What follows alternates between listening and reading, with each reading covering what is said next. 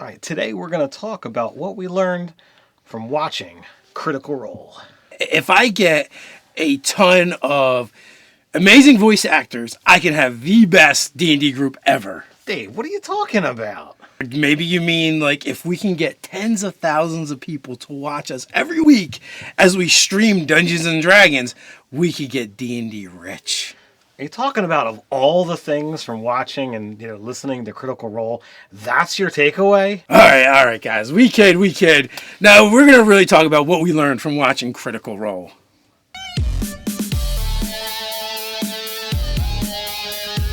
Nerdarchist Dave here from Nerdarchy, for Nerds by Nerds, and today I'm hanging out with this nerd. Nerdarchist Ted. And as we said, we're going to talk about the top 3 things that we learned from watching Critical Role. Do you want practical D&D content that you can drop right into your games? If the answer is yes, then don't forget to hit that subscribe button and to tune to that notification bell. So Critical Role, it's been around for years. These players were, playing, an RPG. They got picked up and they started streaming. We have 115 episodes, up on YouTube from Campaign 1. By the time you guys are watching this video, there's at least 48 episodes of Campaign 2. That is hundreds of hours of streamed D&D. That is a lot of content. I mean, 115 episodes, that is over 2 years of playing D&D every week. And I can only imagine that they had some weeks off too. So it probably extended out for like 2.5, years almost from the time. I didn't look up exactly, but the amazing thing to me is like having a D&D game run from beginning to end is like pretty impressive, as we've talked about before. Absolutely. We've only had that happen a few times over the course of our decades of playing. And, here they decided they were going to commit. We've talked to other gamers who love the hobby almost as much, if not more than we do. And to find a group that's willing to stick together for years, to them is unheard of. They want to do these short, 6-session games just because people aren't willing to commit for that kind of length. And yet, you've got this. Yeah, I mean, I actually got an email the other day from someone saying that they've been with the same group for 2 years, and it's like every 7 sessions or so, the GM, it switches up the game on them, right? So that in itself is pretty impressive. But there's a lot more to it than that as well. I mean, streaming RPGs and Dungeons and Dragons is totally a thing now. Critical Role has had a lot of success with it, and they were really early into the space, as well as doing it at a very high level. Absolutely. It is considered to be, the most successful streamed D&D game that's out there. While the conversation didn't last all that long, we did get to meet Matt Mercer, and, that was a privilege and an honor. We got to kind of check out and hang out on the set where they filmed the show. We were actually there at Geek Sundry the one time while they were filming the show, so it was kind of cool. I've watched, almost every single episode. I'm not quite caught up to Campaign 2 yet, but I tend to watch in binges. So it's like, the once a week sometime isn't enough. So I'll let it stave off, and then I'll dive in for like 3 or 4 episodes at a time. But you're only a couple episodes behind, right? Right, as of right now, only like an episode and a half. Okay. Now, I personally have only watched probably half of what's out now on Campaign 2. One of the things I did learn from watching Critical Role is I really don't care for watching extreme games that much. 4 or 5 hours to watch something that is essentially kind of like a TV show is way too much for me in a clip. I don't have the intestinal fortitude for it. And it doesn't capture me, but I feel the same way about sports. I would rather be playing than watching. For me, I have the privilege of, having a job that I can listen to audiobooks or listen to streamed games while I do my job. And therefore for me, it's one of those things that I will sit and do that kind of stuff. I mean, clearly I've watched, the over 400 hours to just do, Campaign 1. Yeah, if I try that, I will either be typing what they're saying on Critical Role, Or I'll be like, what just happened the last 3 hours? And have no idea. But with that, we want to jump in and kind of go over some of the things that we've learned from watching Critical Role, more so Ted. But I have some observations from the episodes I did watch. I think stream games are great for the hobby. What Critical Role's doing, I think it's great for the hobby. And ultimately, it's going to, for those who do have the interest, there's going to be that ability to show what top-notch role players are doing. But, speaking of top-notch role-playing, you want to up your role-playing game. I know a great way to do it, and that is checking out our sponsor, Nord Games. They have a Kickstarter going on right now for treacherous traps. Traps make your game so much better. Even Matt Mercer uses them in his game.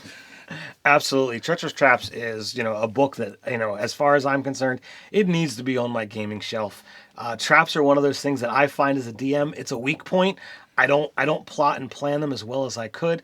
Treacherous Traps is going to come with, random roll charts to be able to build the trap you want, or roll it randomly to figure out exactly what you want to put where. But it gives you more than that. It gives you the how and the why in chapters, so that you know why traps are being there, how they were put there, and by the end of your reading that book, you're going to be a master when it comes to traps. They've actually added several chapters to the book since the Kickstarter has started. They've added a bunch of stuff on puzzles. They've added ridiculous riddles as well, and it just keeps growing. And last time I checked, it was like over $60,000 back so far. Not only that, with a lot of the Nord Games products, you can also opt to get the decks of cards. So it's by tier, by level of play, you're going to have the traps per deck. So if maybe you want to have them on, you don't care about tiers of play and just mix them all together. Or you have the deck that's equivalent to where the players are at. You can just randomly pull out cards and insert them right in your dungeons as you're playing. Maybe you're an improv DM, and like you said, traps are really hard to do on the fly, so are puzzles at times. But if you have them in cards and in a book in front of you, it's going to make it a lot easier. So you want to help out the channel, support our sponsors, check out the link to that Kickstarter, as well as Nord Games below. All right, so now we're going to jump into it. We're going to talk about Critical Role, and we're going to go with 3 things that we've learned from watching Critical Role. All right, so what's our first thing? I want to say one of the first things and one of the biggest things. Now, these aren't in particular order of value per se, but I think this first one is super valuable, and that is it's okay to be wrong. As I stated, I'm a critter. I love watching Critical Role, but frequently there are mistakes. The fans who have been watching, they love calling out, hey, this happened, and you'll see it in the comments.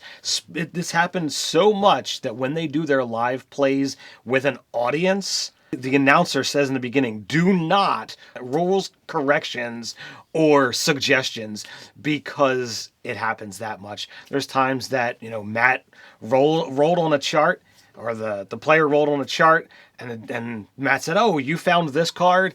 Grog pulled out a magic sword. Well, the comments went flaring. No, that wasn't the item he got from the deck of many things. It was really a curse who gave him a -2 to his saving throws. Big thing. Marisha, who played Keyleth in the first campaign, sorry guys, spoilers, she got spells wrong fairly frequently. The first time that she used the spell to transport via the wind, she did it mid-combat, and it takes a minute for it to go off. All kinds of antics ensued from that. So, she learned what the spell is supposed to be and what have you, but they rolled on, and things were great.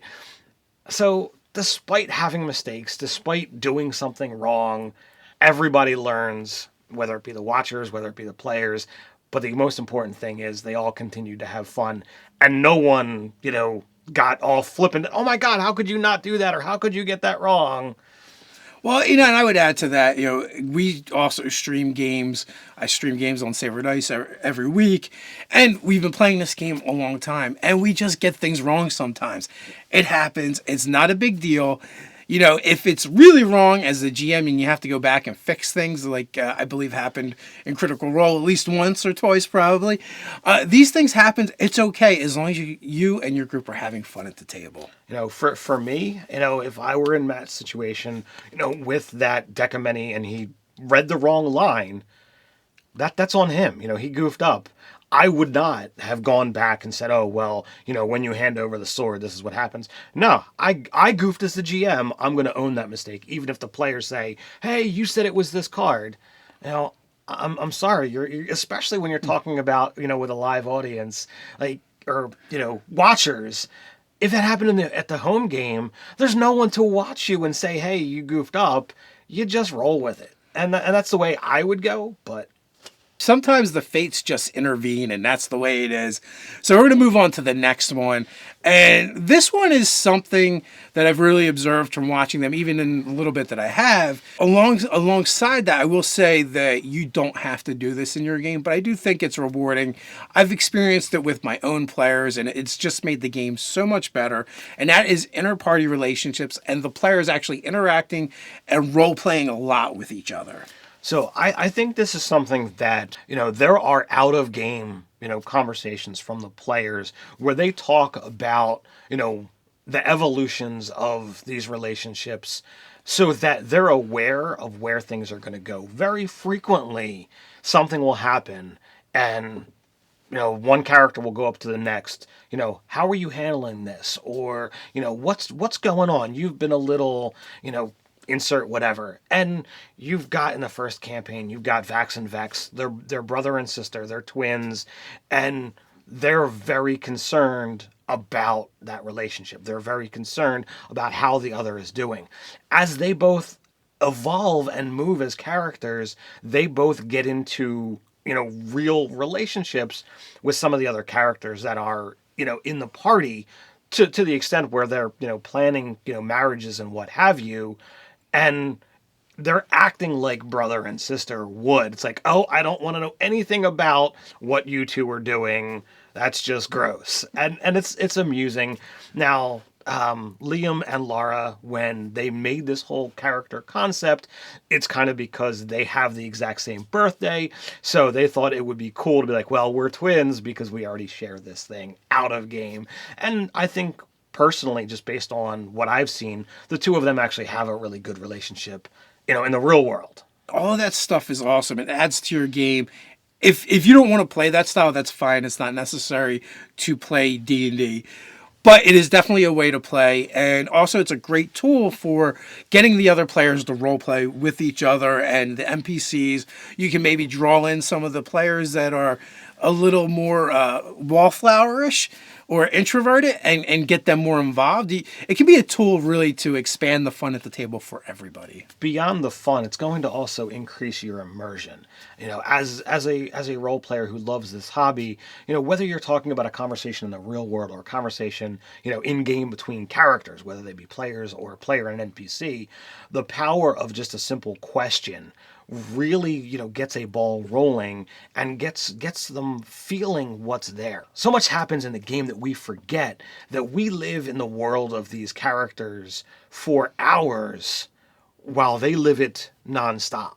So there's things that are constantly, forgotten. And for me as a DM, it doesn't happen to me a lot, but when players begin to engage each other and I just sit down and put my feet back and allow them to role play, it feels like I've got a good game going. That's the best feeling. And I've talked to Nerder Doug about this time and time again, is this idea. There's so many times that Matt Mercer doesn't do anything for, 20 minutes at a time easily because the players are role playing with each other and they're creating the story on their own.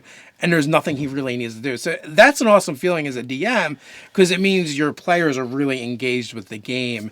And it goes beyond just what you present, but what they're presenting. So it really gives everyone at the table a chance to build this game together. Absolutely. So, finally, our third tip is going to be building tension at the table and in the game. So this is one of those things that I honestly feel that Matt is a master of his craft, at this. When it comes to just pacing out what he's saying, whether it comes to, getting the tension from the viewers. There's times that he's gone to roll a saving throw or an attack roll, and the way he's saying it makes you think like, oh, this is gonna be bad. Oh, but it's not, and it's got you on your edge of the seat, just waiting to find out what's gonna happen next. Very frequently, maybe not every time, but very frequently, he ends his game on a cliffhanger. Which, as a viewer, it's like, oh, but I need to know what happens next. As a player, it's always 10 times worse. So I've seriously tried to take this to heart so that, when I am planning my own games and I've got, something that rolls as a campaign, where can I put a campaign break or a session break so that the players are on the edge of their seats waiting to find out what is going to happen next. So I think this is, just a spectacular takeaway from watching Critical Role.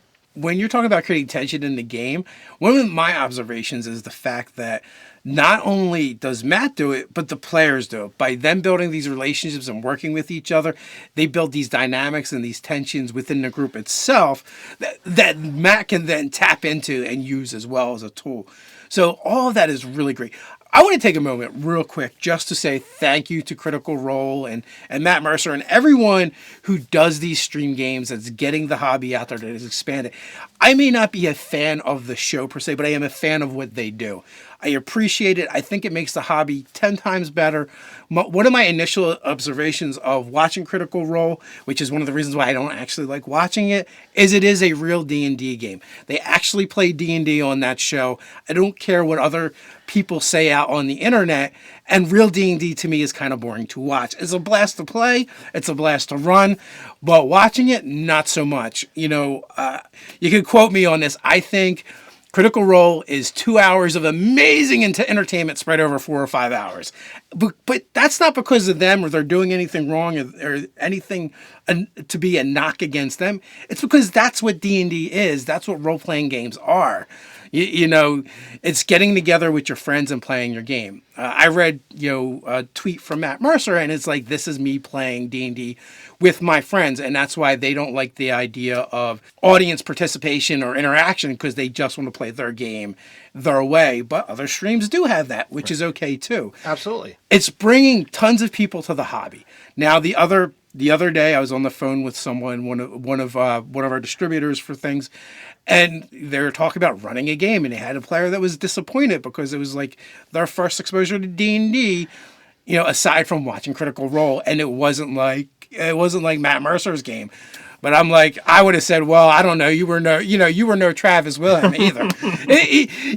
Because real D&D isn't like that for a reason, because you're not playing with a bunch of high-level professional actors who have a ton of experience. There are tons of different ways to play this game and enjoy it. They're all valid.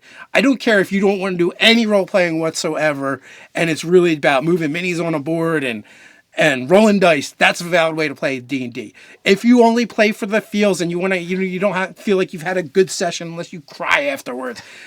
Not my thing, but it is a legitimate way to play the game. Like, you can play it however it works.